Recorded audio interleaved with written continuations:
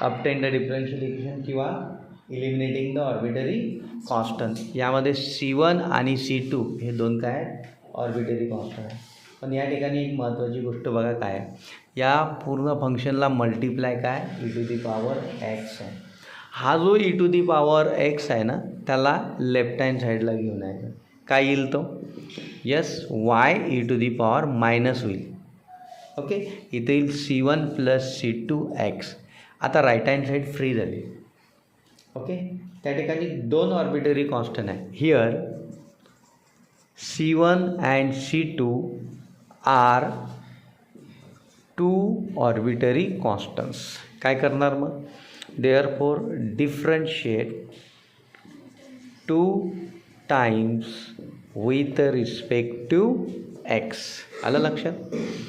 मी या ठिकाणी 2 वेळेस डिफरन्शिएट करावं लागेल. मग ही जी इक्वेशन्स आहे याला आपण काय करणार आहे, डिफरन्शिएट करणार आहे. Differentiate equation 1 with respect to x.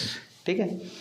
काय येईल या ठिकाणी, प्रॉडक्ट रूल येईल. Derivative y e⁻−x is equal to derivative येईल C1 + C2x येत आहे.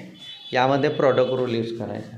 काय येईल, y e⁻−x चा डेरिव्हेटिव्ह कंपोजिटचा -1 प्लस yचा येईल dy/dx e⁻−x as it is.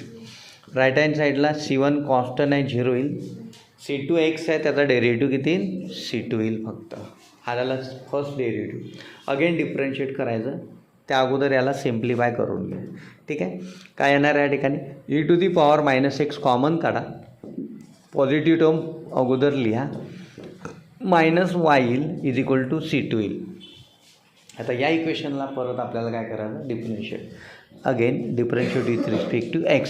या ठिकाणी प्रॉडक्ट रूल येईल. डेरिव्हेटिव्ह ऑफ सपोज ही टर्म आहे इकडे 0 येईल. आता इथं प्रॉडक्ट रूल आपल्याला यूज करायचा आहे. काय येणार आहे, e⁻−x ॲज इट इज आहे. या ठिकाणी सेकंड फंक्शनचा डेरिव्हेटिव्ह येईल. काय येणार आहे तो d2y/dx² मायनस किती येईल dy/dx. हा झाला त्याचा derivative first. Okay, next plus e⁻−x आहे कंपोजचा डेरिव्हेटिव्ह आणि सेकंड टर्म जी आहे ती ॲज इट इज येईल या ठिकाणी. आणि राईट हँड साईडला इज इक्वल टू 0. आलं लक्षात. प्रॉडक्ट रूल यूज केला आपण आणि डिफरन्शिएट फाईन केला. आता यामध्ये तुम्हाला C1 आणि C2 दिसतो का, नाही. सिम्प्लिफाय करा. e⁻x कॉमन काढा. मायनस कॉमन काढलं. या ठिकाणी d2y/dx² मायनस dy/dx राहील. या ठिकाणाहून आपण e⁻−x कॉमन काढत आहे.